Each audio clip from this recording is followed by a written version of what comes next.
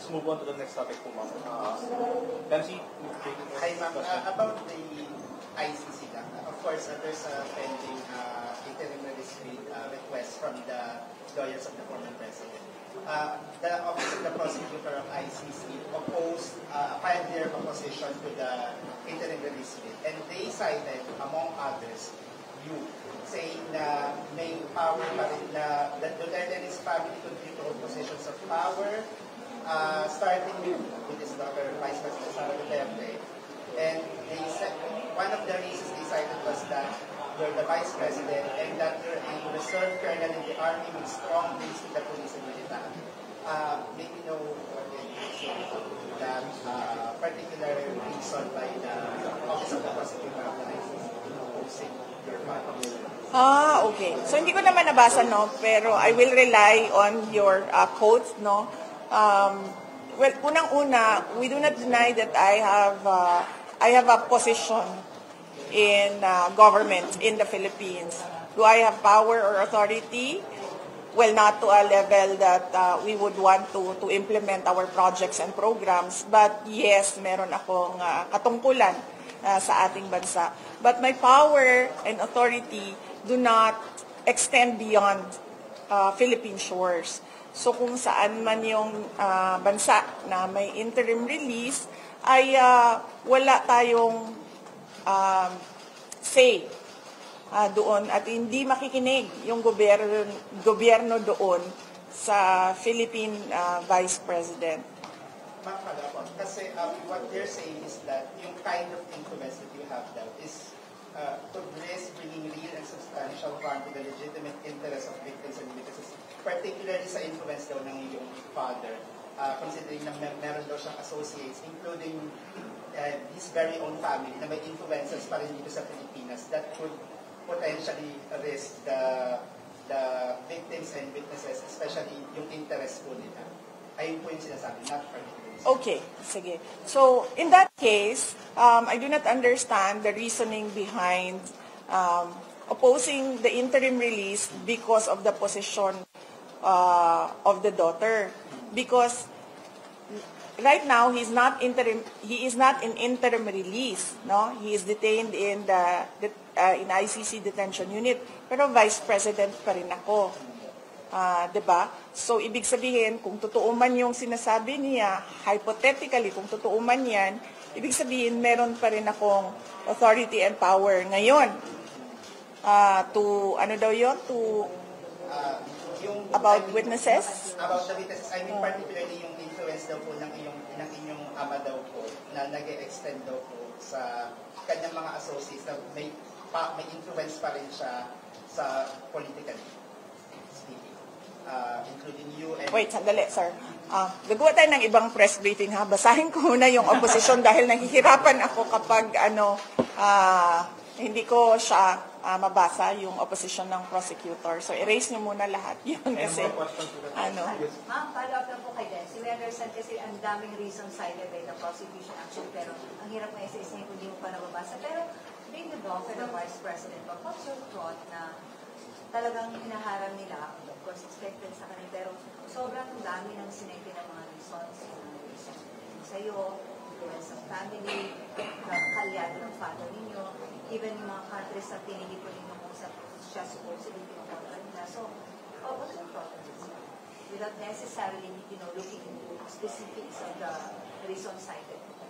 Well, kung as a lawyer, if I am to speak as a lawyer, it's all but natural for a prosecutor to oppose everything that the defense proposes. Kasi yun yung trabaho nila eh.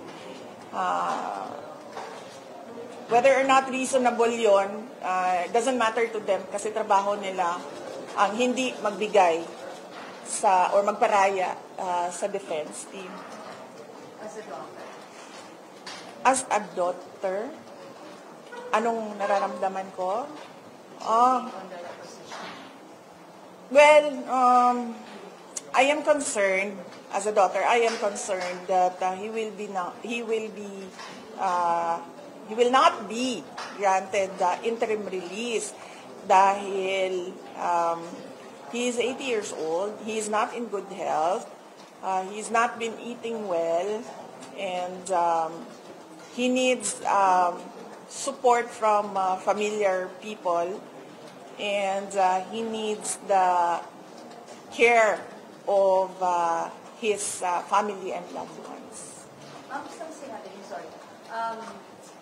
Pwede pa rin daw niyang ma-threaten ang mga victim. Do you think PRR is capable of doing that?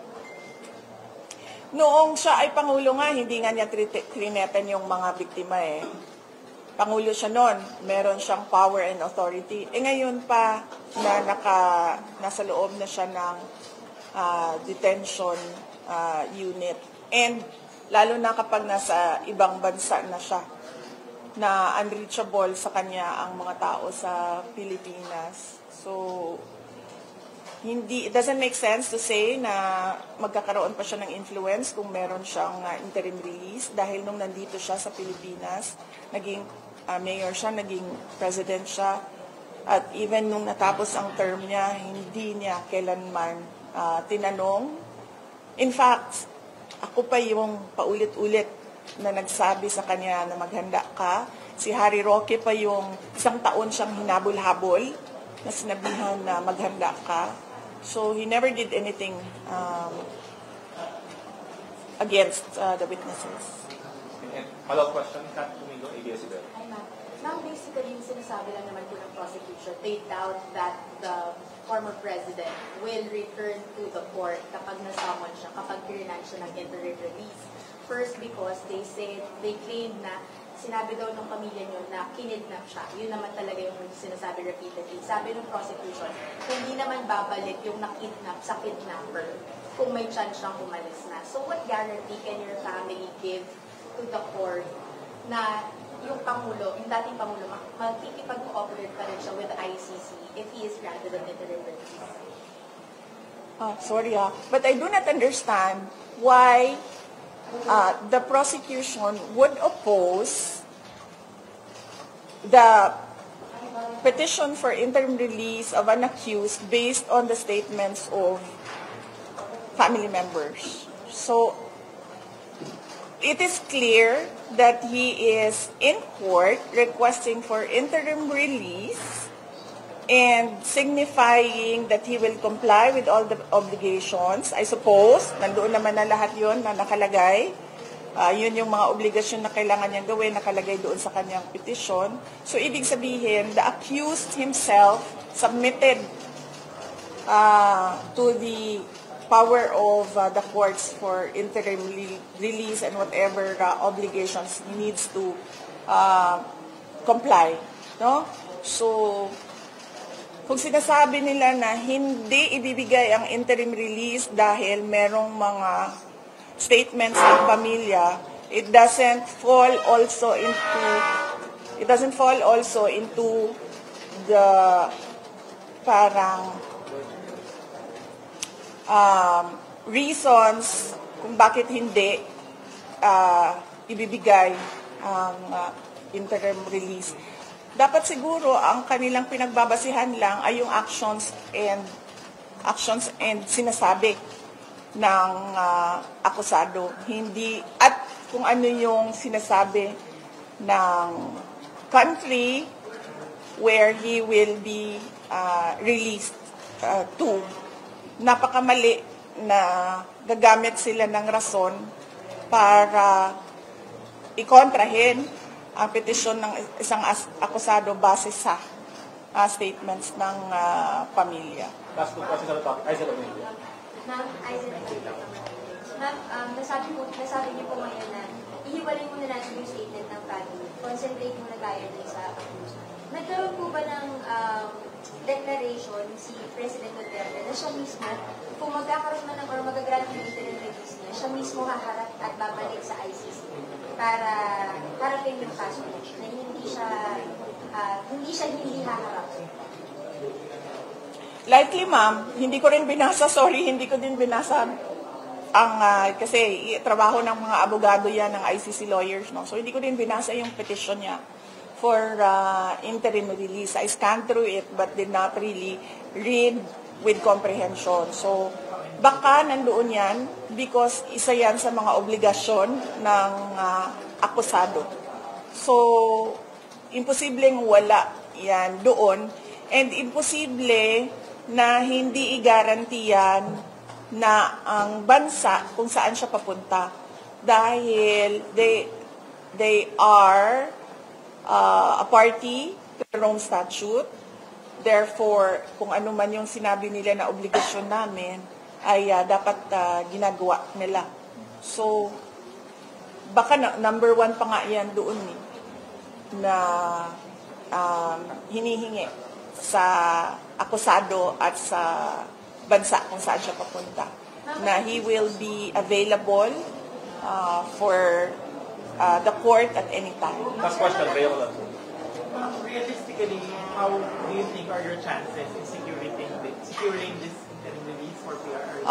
Handa po ba yung pamilya nyo at sa PRRD kung sakaling mag-station din? Actually, kami, mga bystander lang naman kami as family members.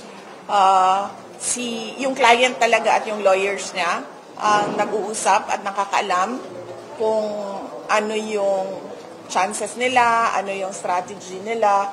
So, I think it is best kung si Attorney Nicholas Kaufman ang sumagot kung ano yung chances nila for interim release. But kami, as family members, sinusuportahan namin kung ano yung napag-usapan.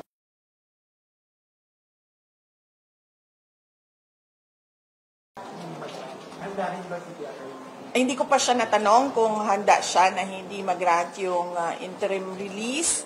And, well, sa akin lang, as a lawyer, not as a family member, as a lawyer, bakit ka pa naglagay dyan ng provision of interim release sa iyong batas kung hindi mo rin naman pala yan ibibigay sa mga akusado, lalong-lalo na sa isang akusado na 80 years old na at kailangan ng assistant at kailangan ng caregiver. So, parang napakalaking question nun. Mayroon kang provision for interim release pero hindi mo naman ibibigay sa mga accused mo.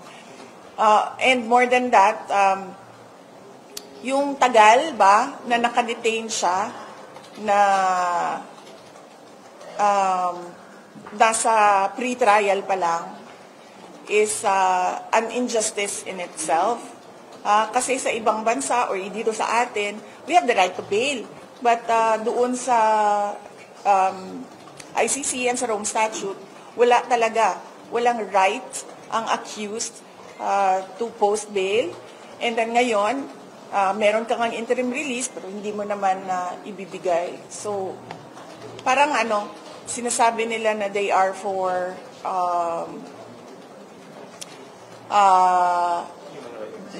human rights and justice, and yet it is not provided for the accused.